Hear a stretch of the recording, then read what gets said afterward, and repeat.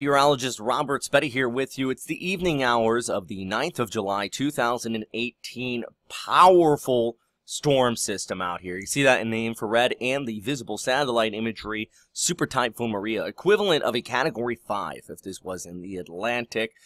Just the center of circulation is absolutely robust and intense on this storm. I know if you are out here into Okinawa where typhoon warnings have been put up, you're probably thinking, wow, look at this storm system heading towards us. The good news is that Okinawa Honto is probably going to miss the worst of this storm. And right now you're looking at morphed integrated microwave imagery. And the center of circulation, that inner eye wall, that's where those winds of 130 knots, those Category 5 winds, are taking place. And if that hits you, that's basically a persistent tornado. But these outer bands, that's where you have still typhoon winds. And even further away from that, that's where we're talking about tropical storm strength gusts. And already we're starting to see the winds pick up in Okinawa. And you're really going to see those outer bands instead of that center of circulation. And into Miyako-jima and Ishigaki-jima and even northern Taiwan, including Taipei potentially for that matter, are going to be seeing these stronger winds out here. That's what I really want to be talking about. Models are really coming together. This is actually from Cyclocane, their spaghetti models, just showing you different numerical guidance, showing all of these tracking towards the south of Okinawa Honto, right over Miyako and Ishigaki-jima, really taking that center line there. And a few of the runs also pulling this closer towards Taipei. You got millions of people out here. The mountains always play a major role, producing severe flooding across northeastern and northwestern Taiwan, for that matter, when you start to get this back wrapping around. So for now, the main issue I feel, because as this passes over Miyako-jima, we're still looking at super typhoon strength winds, about Category 4 intensity. So Miyako-jima looking at really the threat of winds. Good news, this place is built like a bomb shelter. Everybody stays inside, stays smart. It's pretty safe, as safe as you can be, I guess, in a Category 4 or 5 typhoon.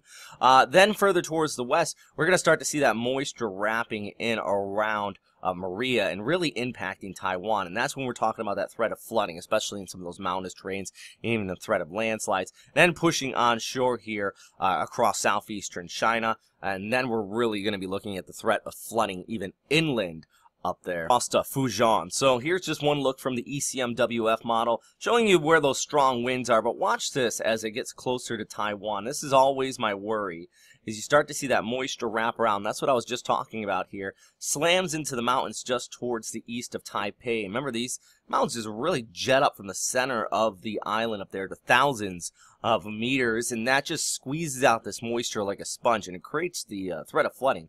Very similar, actually, to what we've seen this past week in Japan with that persistent rainfall across southwestern areas of the country. And then move it over towards Fujian, which has a lot of low-lying coastal areas, and often anytime we see a typhoon make landfall here, we can actually walk through the precipitable water here from the GFS model, just one particular guidance, but this definitely gives you a fair idea of how much rain we're going to be expecting here, and also the dynamic setting up, because this is exactly what I'm talking about, that moisture wrapping around and piling up here into the mountains there across northern Taiwan.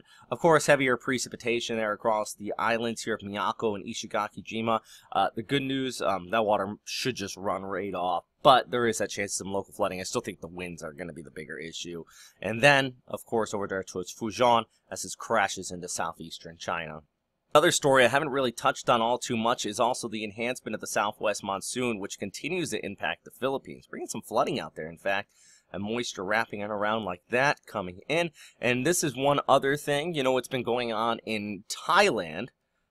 This actually, as it gets further towards north, could even enhance the monsoon there, and I think that's one reason why the kids that are stuck out here across northern Thailand, they are rushing to expedite that, and it all has to do with the influence of the moisture coming in with this monsoon, which very well could be enhanced by our typhoon.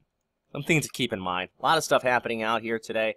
Also, plus my thoughts and just blessings go out to southwestern Japan, specifically across Okayama Prefecture, over there towards Hiroshima. Over 100 deaths at this hour. It's just absolutely incredible what took place there, associated with typhoon. And I am on the other side of the world. Work at News 10 NBC in Rochester, New York. If you're ever in town, yeah, turn it on and take a good watch. Otherwise, though, stay safe out there. And as always, thanks for watching.